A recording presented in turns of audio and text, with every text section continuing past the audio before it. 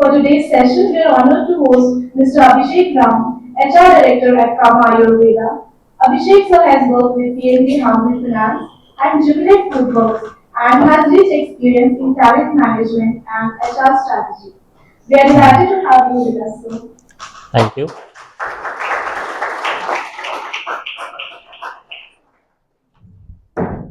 Thank you so much. Thank you so much. Yeah. Now I request Viraj Bhatia, Junior Corporate Audit Officer at GB, to take over and lead the conversation. Thank you, Anam. Before we begin, I would like to express my gratitude to Abhishek sir for taking time out of his busy schedule on a Tuesday. Okay.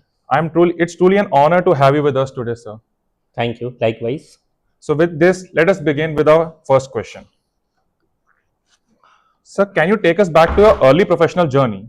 What were some of the biggest challenges you faced while transitioning from student to a corporate professional, and how did you overcome them? Okay. So I started my career in 2006. Unfortunately, at that time, internet was not at the speed. We didn't have YouTube University.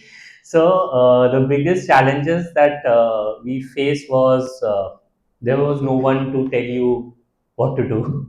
So when you start your job, you come from a very textbook sort of background where you tend to look for a solution which comes from a textbook, and the reality is very different.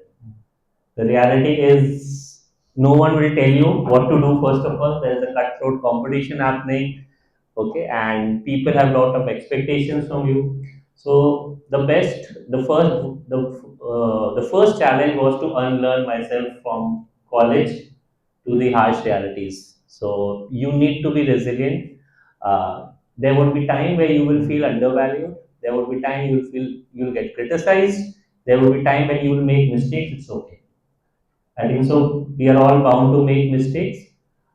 Getting solutions out from those mistakes will help you grow. So that's the first takeaway that you should always think that when you have done a mistake, admit it, and then go for a solution mindset. So I think the biggest challenge would for you all would be you are coming up in a very different environment. We were like 10 years, I'm now 20 years old in this industry. So 20 years before when I started, the industry was coming up with computers. The skill used to be have Excel. Excel as one of the skill. If you know how to drive Excel, you would be like considered, oh, you're a good resource. But now I think so the skills have changed. Very soon you're gonna work with bots. So there will be bots sitting. So you need to be smarter to them. So I think so getting a solution mindset would be a better skill for you. Okay, because the skills that we used to have gone, it's done and dusted. So unlearn yourself as soon as possible, adapt yourself to the environment, adapt, embrace technology. I think so the biggest differentiator would be technology in every sense, starting from AI, starting from bots, starting from even in the organizations. So the biggest challenge come when we launch an HRMS system or we launch the any HR tech tool, the adoption becomes a challenge for us because people are it hits your comfort zone. So I think so. The biggest challenge for me was I always thought performance is one thing which will help me grow, but honestly, it's the consistency which will help you grow. So I'm a very strong advocator that always hit for consistency. Do not simply go for performance. Don't be very harsh on yourself. Go on a very solution mindset and be consistent. So I always quote this example. You must have heard about Jackie Chan. So Jackie Chan always used to say that I don't fear an opponent who know thousand moves. I only fear the opponent who practice one move thousand times. So that's the power of consistency. In fact, we all know a very recent example. Virat Kohli got two ducks, and the entire nation was criticizing. Okay, so but the third match, the ducks came out of the pond and it came with a 50. At the same time, Rohit was consistent with his three matches despite of his age, and you see the entire social media as bombarded at the age of 38. He came up with consistent batting performances and all. So consistency will always gain you and will help you to beat the bots, to beat anyone in and around. So always go for this. Be consistent. Thank you so much, sir, for sharing your insights with us and your experience. Let us move on to the next question. Having worked in HR for several years, how do you think the role of HR has evolved from traditional personal management to becoming a strategic business partner? Wow, this is the most talked question that I get. 20 years before I started my career, I used to get a big register, present, absent, and issue of the uniforms, and then just filling the joining kits. This was my job for 1 year. And trust me, now even at the starting of the HR career, you will not have this job. Time office has been finished with retina scanners, okay, with thumb impressions and everything. So it has evolved, and I say proudly we say that the manpower cost is the second most biggest important cost that you will have after the product cost.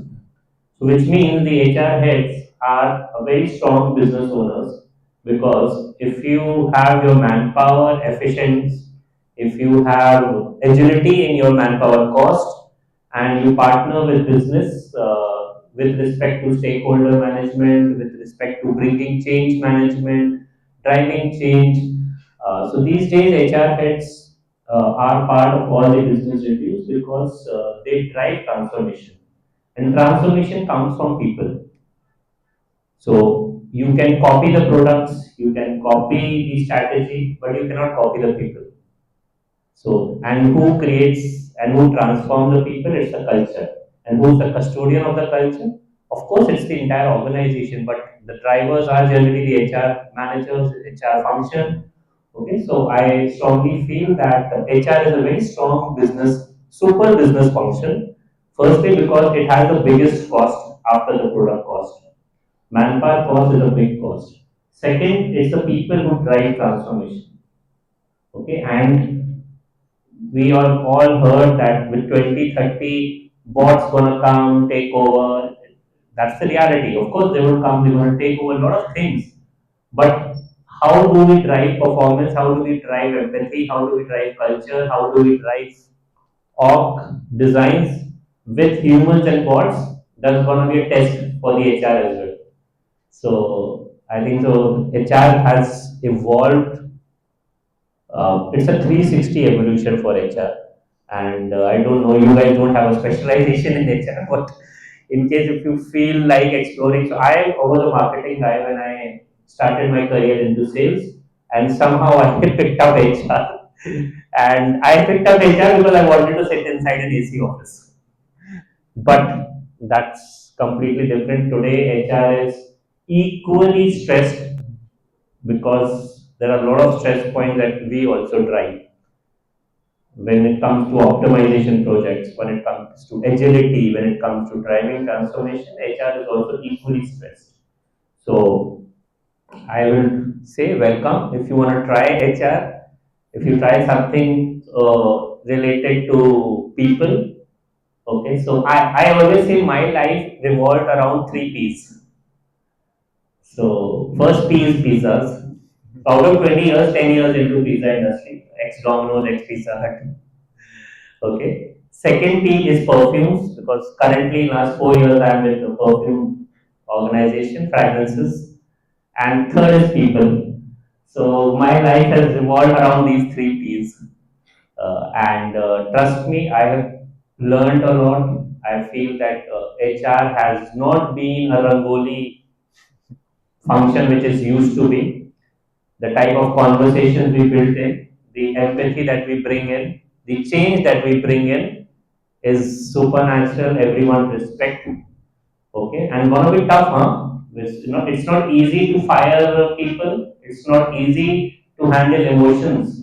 So imagine you are the one who handle emotions of everyone in this organization. So imagine if Gauranch is the HR head and each one of you are coming and crying. Some are crying for not getting promoted. Some are crying they didn't expect a promotion. Some are crying their managers are not treating well. Some are crying maybe their family or their personal emotions are not coping. So imagine with these emotions, each one of you come to this guy. Is it easy? And at the same time, the HR is the custodian. We have to walk the talk. Hmm. Every process, every policy, we have to walk the talk. So it's evolved a lot, I think. So managing emotions would not be easy, especially when after 5 years there would be a distribution between AI and humans both, because a lot of humans feel that it's gonna replace, it's gonna, and today I'm gonna say that it can never replace. Trust me. What replacement will happen is people who know how to leverage AI. Humans who know how to leverage AI will replace obviously people who don't want to. So if you are a tech savvy, if you know how to leverage AI, if AI is part of your life, you're gonna have a rocking time. Trust me. So it's a superhuman function. Trust me. So, thank you so much, sir, for telling us that how times and methods have transformed over the years. Let us move on to the next question. Candidates often prepare extensively for interviews, yet mistakes still happen. From your experience, what are some common errors candidates make, and what would you advise them to do differently? Okay. So first understand that interviews are not KBC. Okay. There you still have a lifeline. Here you don't have a lifeline. What happens at early stage of your career, when I also interview people, the answers or the questions that the answers that come are actually very generic, and it seems that a lot of people have over rehearsed the answers. Hmm. So what I'll give you a mantra today: don't go over rehearsed. Research a lot on the organization and the way they earn money. It's very important for you to know how the organization makes money. And lastly, be very authentic. Be yourself. Okay, it's a career discussion. You don't need to end up overselling yourself and end up joining somewhere where your culture is not married to.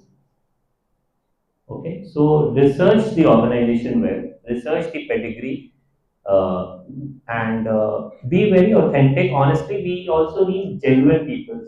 We will teach you. We will see every organization these days are evolving. They'll come up with different set of capabilities, culture, and everything. All we need is really authentic people who are genuine, who really don't want to disturb HR more with their cribbing or crying behavior. So attitude has always been the differentiator. So if you have a very, it may sound bookish, it may sound like oh, like 10,000 times you have heard, but it is gonna stay, guys. If you have a very positive attitude, you have a very humble nature, and you have a learner mindset. If you show your vulnerability towards learning, and you are your natural self, you are not artificial. Because see, we also hear interviews, we also hear meet people like 20 people in a day at times, 100 people in a month. So we also know in back of the mind if the guy is faking or not. So just be very genuine. Just don't over rehearse the answers. Important differentiator is when you don't know the organization well. And the last, which I always say, that always follow the star technique. You all know what is the star technique? It's very simple: situation, task, action, result. This will always help you. Uh, the art of storytelling will never go wrong. So whenever you are in interviews, remember that First, tell the situation, then tell the task at your hand, then tell the action that you have taken, and then back it up with the result. Okay, this is the storytelling. So when you put your emphasis on the storytelling with a very genuine heart, I can guarantee like you will have a amazing interview experience. So just don't over rehearse the answers. This is where we go wrong. Let it come from your heart. Okay. So thank you so much, sir, for telling us that we should be authentic and be ourselves during an interview. Let us move on to the next question. Every organization has its own culture and unwritten rules. How can freshers quickly understand and adapt to organization's culture to build credibility and trust? Hmm. Good. So, in fact, before coming here, I was just discussing this with your seniors. So, a lot of people strike for MNCs, a lot of people strike for Indian companies, there are a lot of people who want to go to startups. Trust me, all these, every organization will have a different culture, you're right. Okay, and first 90 days, decode the culture. First 90 days, guys, decode the culture. Okay, so understand what's happening in the boardroom, who are the key opinion leaders, how who are the people who are influencers there, which are the functions, okay, what are the ways of working. So most critical is the ways of working. So a lot of time, respect. So for us, like in our organization, respect, authenticity, integrity are non-compromised elements. If you may be a skyrocketer, you may be the top performer, but if you compromise here, you are gone. There are a lot of organizations we all know, we have heard in news, where the ethics are compromised versus the sales driven numbers or whatever. So understand first. Now, when you have understood or decoded the culture, adaptability comes in. Now, and there is a thin line. So you need not to compromise your ethics to adapt. Adaptation is where you understand the culture and you understand the ways of working and you start delivering as per the ways of working. But you don't compromise the value system. Okay? So understand this. This is the most critical differentiator that when you start compromising for the culture, we have seen a lot of genuine people who leave organizations because of the culture. You have heard about toxicity and all that stuff. Okay, so there's always never marry to toxicity just being on the garb or being adapted. Okay, so you need not to get adapt to toxicity. Decode the culture, decode the ways of working. Okay, 90 days, understand who is your CEO, who is your CFO, who is your CMO. Okay, what are the ways of working? What are the ways of the working of the organization? Who all people have got promoted here? Who are people who have survived? And the second mantra, which I have always followed, look for a mentor in the organization who is successful there. A mentor who is successful in the organization will always help you. And lastly, surround yourself. So the five people that you are in the organization should be someone who has a proven track record in the organization. Try to make five friends who are the culture carriers of the organization. They will help you. They will tell you, इससे पंगा मत ले, ठीक है? It doesn't happen this way. Don't go this route. So try to make five friends in the organization who are the culture of the barriers. Okay, and this is the rule actually. So you surround yourself with five people who are like-minded and who are passionate for certain goal which marries to your goal, you will always grow. Okay, so I think so your company will define you. So if you enter into a company and an organization which are not peacemakers but troublemakers, you will anyways land up into trouble. So decode the culture. Sutta gang में जाना है कि नहीं जाना है. Okay, so Understand the culture, it's important. First 90 days, I always say decode the culture. Very critical for you. Thank you so much, sir, for sharing that how we should decode the culture, adapt ourselves in an organization. Let us move on to the next question. Continuous learning is a key to growth. How can young employees ensure they are constantly upskilling and staying relevant in today's fast-changing business world? No, wow. So first thing first is this will not stop. Your college ends maybe in a year. Your learning will not stop, and in fact, it doesn't stop for us also. It's in fact increasing.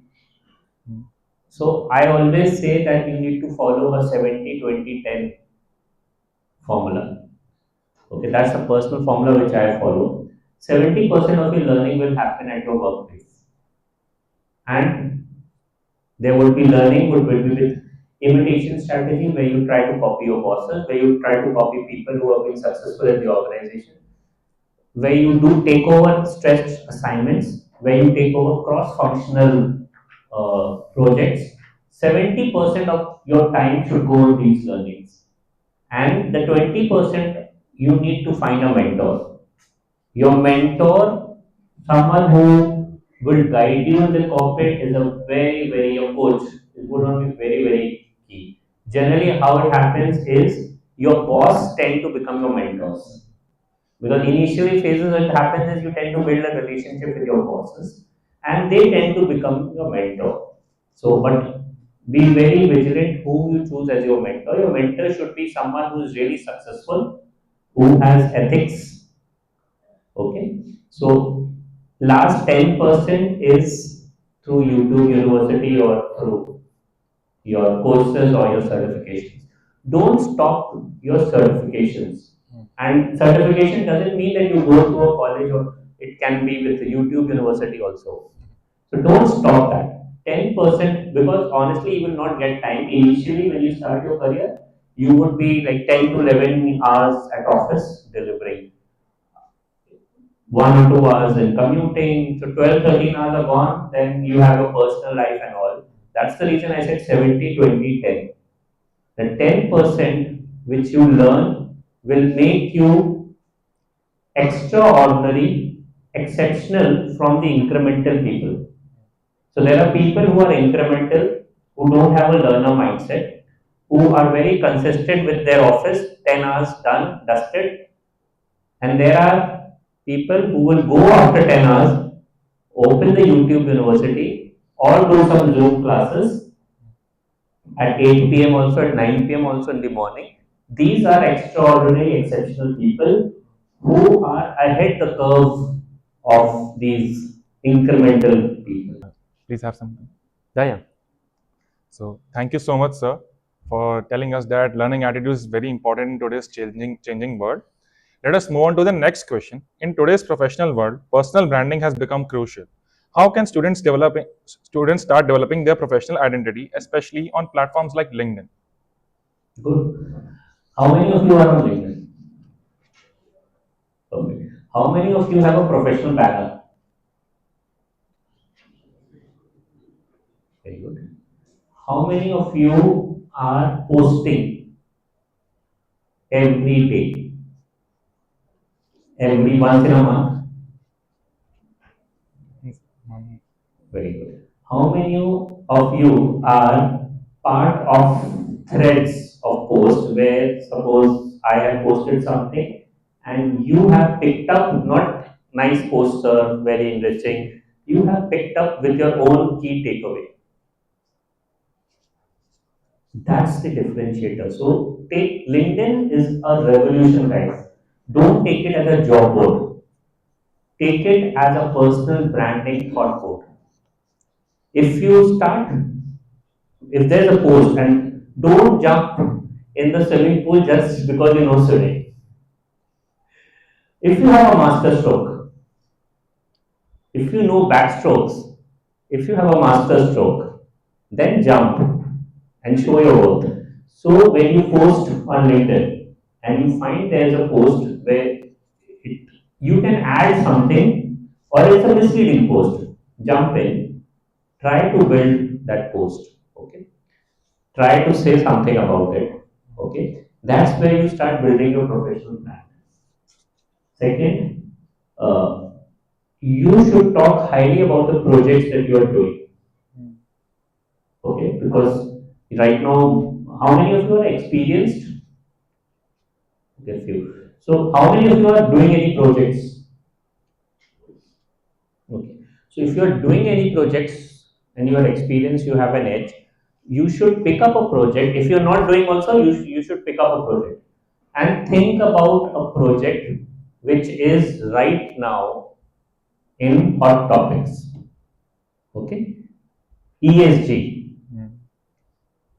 one of the topics most of the organizations are driving. AI, tech.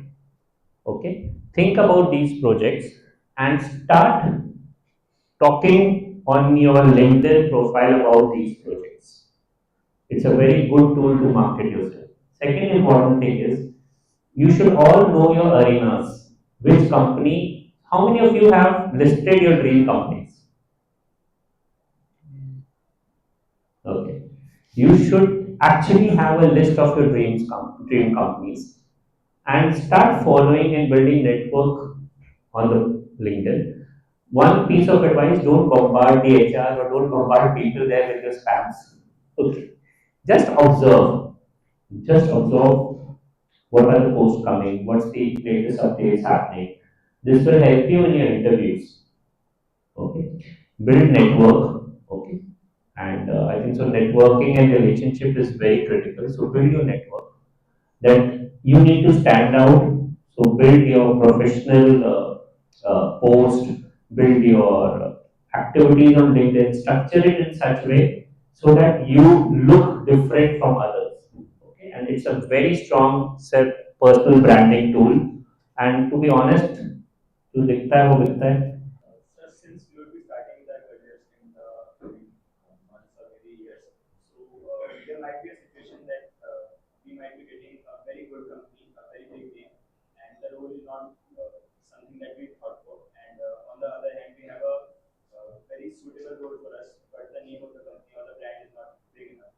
So, what would be your advice to Interesting, huh? Very interesting question. So there are two ways of looking at these things. Okay, first thing is you're starting your career. First of all, know your arena. I always say know your arena. किस pitch पे छक्का मार सकता हूँ ये किसको पता होगा ये आपको पता है. So it's always good to land up in the best organization and do nothing there. You might land up in an organization which has a very suitable role and you can do extraordinary there and then go back in that organization with a role which you. So never marry to something, never marry to an idea, sorry, never marry to an idea which you are not sold of. बड़े बुजुर्ग बोलते हैं ना मन में नहीं आ रहा मत करो. So never do that. If you are sold out to an idea, to a role, you would enjoy that just because sake of the organization. This is my philosophy. It might be different for others. A lot of people will come and say, no, no, go for brand in initial part of the career. You will get exposure, you will get learning, you will get that would be there. But for me, if you ask me personally, I would always suggest happy is the man who earns his living by his hobby. Now, of course, our hobbies are not, but take it in a way that if you get a job which you said that the role suits you, okay, it happened in my career. As I said that I started as a sales guy, I couldn't survive in the first 6 months. I couldn't survive because it was not my natural self. As I moved into HR, I realized, and it was a fluke that I landed into HR. But when I landed into HR, the role, I realized, oh, empathy, people, conversations. This is what I like to do, and that's where see the journey. So don't and just for you to understand that I also joined an organization from campus. Okay, and it's a very big organization. I left that job Okay, and I moved back to a very small job just to explore something which was suiting me. So I'm a firm believer, marry to a thought, to an idea where you're sold off. Okay, Any more questions? done. Okay, sir.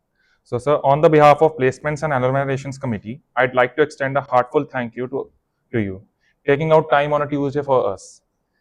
As a token of appreciation, we would like to now present you a small gesture of gratitude. Thank you. Thank you so much. Thank you. Thank you. Thank you so much, Abhishek, sir. Thank you. Thank you so much for calling.